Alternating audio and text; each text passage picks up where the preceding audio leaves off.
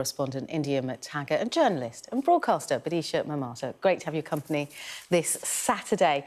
Well, let's get to it. I'm really pleased we're kicking off with the front page of The Guardian, and it's the sad passing of David Hockney, but extraordinary life to celebrate, because everything that he touched came to light. And I just mean he was generational, wasn't he, with his bold interpretations of not just life in America, but the Yorkshire Dales and UK countryside. And then what I loved in particular was his way of transcending not only adults but young people, you know, using iPads and devices to be able to create art. He was really ahead of his time. Adisha. That's my starting point. This is why I'm nodding, because I agree with 100% of what you said, and I love that phrase you used, bringing something to light, because usually, you know, when you're a kid and you love art, this is my story with David Hockney, you buy the postcards of his famous works, which are all about that beautiful California light. Friends, lovers, family, swimming in the California sunshine in those swimming pools, and the sheer colour.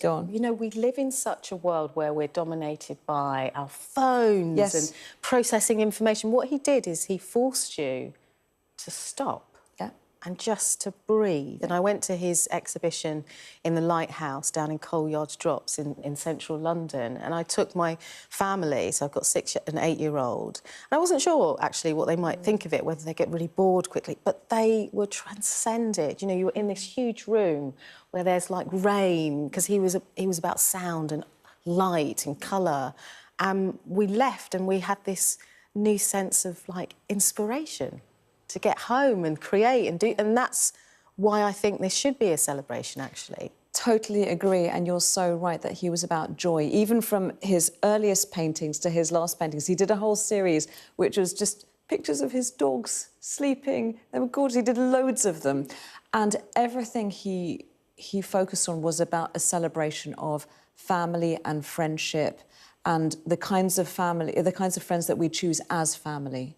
You know, and so his ability to move with the times, but to keep that core of generosity is amazing. And I'm really so happy with The Guardian, because they are going with the celebration angle. On Instagram, when his death was announced, everyone was going, I'm so sad to hear of his passing. I'm like, no. This was a gloriously talented person who managed to make a career out of art, fabulous style. No one has a bad thing to say about him, and he was surrounded by friends and supporters, and he kept a questing spirit until the last day of his career. Exactly as you say, he used new technology. He was like, I'm not going to be a Luddite about this. I'm going to embrace everything that the world gives me and bring my artistic sensibility to all of these technologies. And he was doing it way ahead of the times in the 80s, which is much... Just discussing it also outside, the fact that, you know, he was still producing such a body of work at his age as an octogenarian was so immensely impressive. He seemed to just have an endless amount of energy and capacity for just creation and adopting the new technologies, as you say, and the 10 new works in the Serpentine. It's incredible. It's something to celebrate, for sure. And I'll end this segment by quoting David Hockney. The world is very, very beautiful if you look at it. Dead right. Absolutely right. On that note, we're going to move on, I'm afraid, everyone. Front page of The Times, Andy Burnham talking policy. Yes, on to a much more different subject. So this is Burnham, obviously ahead of the by-election on Thursday. He is saying he will not be squeamish about reducing the welfare bill to fund extra spending on defence. Now, this obviously comes after the sort of insanely big announcement that we had 2 days ago, the sort of nuclear announcement, that was the word I was looking for, of John Healey and Al Khan's, the double whammy.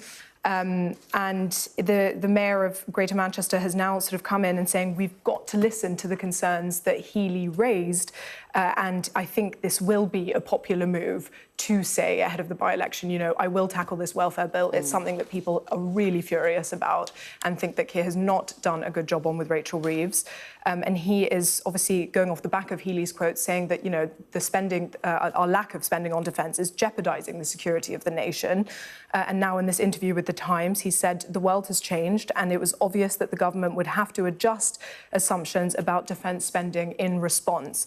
And I wanted to actually highlight some of Khan's words on our lack of sort of organisation to face the next war, which really is sort of quite pressing. The character of conflict is changing faster than our procurement can keep up with. We are still purchasing capability suitable for the last war while our adversaries arm for the next one. So I think that speaks to our lack of preparedness and to our sort of dire state of spending. And I think Burnham's words here will probably be popular. Yeah, it's also interesting, isn't it? Burnham saying that John Healey's resignation, Bodisha, is another sign that politics is broken.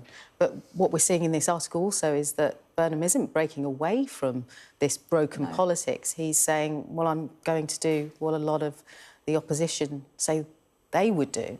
Exactly, and I really noted that. He's kowtowing to the other side in exactly the same way that traditional Labour voters have accused Labour of doing for the last few years. These are quite right-wing policies, and yet at the same time, Andy Burnham is criticised as being sort of, he's a left, he's a soft left, it's going to be a kind of regression. He doesn't know anything about defence, he doesn't know anything about economics. And he gave this interview to The Times. So he is trying to get those sort of broadly conservative, broadly centre-right Times viewers, Times readers to come over to his side a little bit without admitting that actually the biggest strain on the welfare budget is not paying benefits to people. I mean, it's very easy to say, oh, you know, all these people, they're on benefits.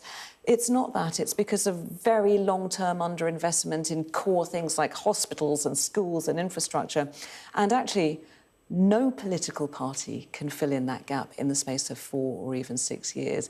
Left, right or centre, it will take so much reinvestment that everyone will end up with this problem regardless of which side they're on. That's a really interesting point, isn't it, India? Because there are some voices that are saying that just removing Keir Starmer from the Labour leadership isn't the solution to the country's problems. You've heard from various politicians who say, actually, the system's broken.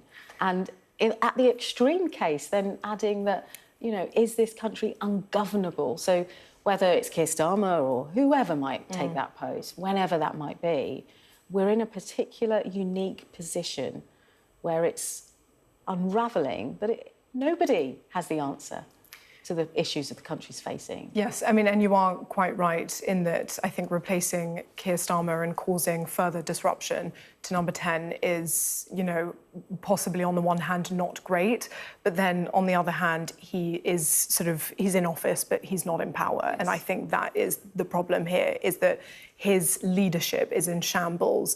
His cabinet, you know, clearly he has not got a hold of his main ministers, and that, I mean, ahead of a G7 summit, ahead of a NATO summit, for John Healey to have taken this extraordinary step is so damning, because it shows how little control Keir Starmer has and the fact that he is not in power. And so at this point, is it better to effectively have a lame duck Prime Minister, or better to have Andy Burnham come in? Wow. Isn't it so extraordinary, though? Keir Starmer wanted this job. He was so good in his legal career. He gets the job. It's the best job in the country, supposedly. And you're exactly right. Being a leader is a special skill. It means that you are out in front of events, and he always seems a little bit behind events, reactive, and then he doesn't react. It's as if he has no reaction to anything that's going on. To this day, I can't think of a single opinion or stance that he's voiced. Aside from that he supports Arsenal? Yes, great. So interesting to me. I always wanted to know which team of whatever sport that is he supported. On the other side, you know, he's not here to defend himself. No, he's not. He won a majority, a hopefully he's majority. Busy at work right now. Or just being with his family on a Saturday, who knows? He won that majority. People say that he's an honourable man. He's handled the world stage before the John Healey resignation, you know, really well. The coalition of the willing, and he, you know, staying out of a war in Iran. Yes. And so there are parts of him, and maybe not many MPs are using their voice to back him. One, I suppose, who has an interesting role, who's on the back benches. It's on the front page of the Daily Telegraph, and it's Ed Miliband. And according to reporting here, he's pushing Andy Burnham, should Andy Burnham get in the top job, to be Chancellor and replace Rachel Reeves. And I just wonder how all of this infighting lands with the electorate, and what people are, you know, are feeling about this. But, yeah, here we are, India. Ed Miliband could be making his way back into the front benches. Well, I mean, this is exactly the point, though, that we were just making, that he is currently in the cabinet of Keir Starmer and very much sort of openly pushing to be Burnham's chancellor, to be working under the next leader. So I think that, again, speaks to just the lack of control that Keir has, or the lack of support, the lack of faith. I find that really so interesting, the lack of cabinet support and the lack of voices, apart from maybe Bridget Phillipson. I've not really seen voices to come out, rally round the Prime Minister, which is quite telling. It's incredibly telling, and he's politically a dead man walking, which is so awful for him, knowing that you have to go to work and have your normal work meetings, and pretty much everyone around your table, apart from a few exceptions, are sitting there going, you know what, when my friend Andy comes in, I'm going to ask him for the top economics job. We'll send a quick email on back channels. No one ever said that politics was a clean game or a nice game, but this is a very lonely spot for Keir Starmer right now. Who did make that promise at the very beginning that these were the grown-ups in the room. Let's move on then.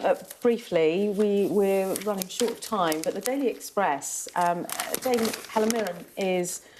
she's on the front page because she's got an honour from the King's birthday honours. In my head, she's such a national treasure that presumably she has all the honours already, but it's a really nice honours list. Helen Mirren is in there, very, very long-standing. She should have happened 11 years ago. But Julia Donaldson, the Gruffalo writer, Mallory Blackman, the author of Noughts and Crosses, and Charlotte Tilbury, the makeup artist, who's also very good at business. Oh, you know, she's great. A big fan. We'll be covering all of this a little later in the show, but for now, Bodisha and India, thanks so much for your company. We'll be chatting in the next hour, reflecting on a potential peace deal in Iran. Stay with us.